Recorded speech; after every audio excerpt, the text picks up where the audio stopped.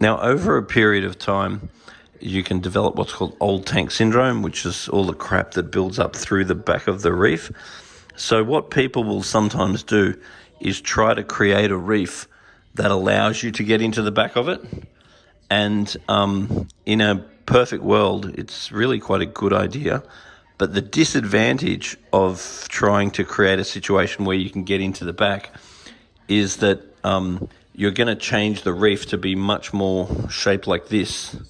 So therefore, you're viciously reducing your photosynthetic surface area, which would drastically reduce the amount of corals that you can easily display in the tank.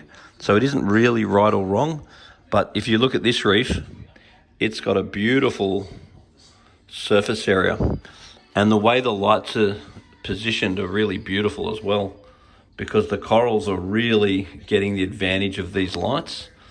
Whereas what a lot of people will do is have a light that's like that, and then it's got to light up the reef.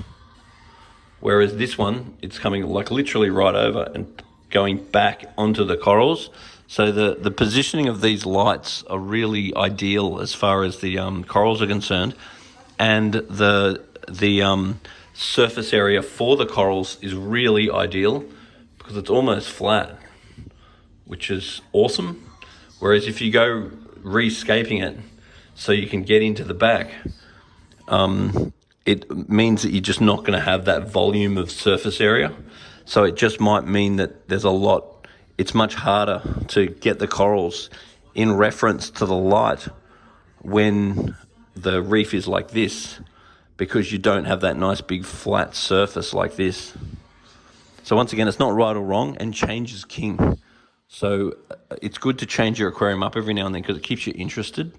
So this big wall looks unreal and is very practical, but we might create something new which maybe is not as practical, but because it's different, you might find it more interesting and exciting because change is king.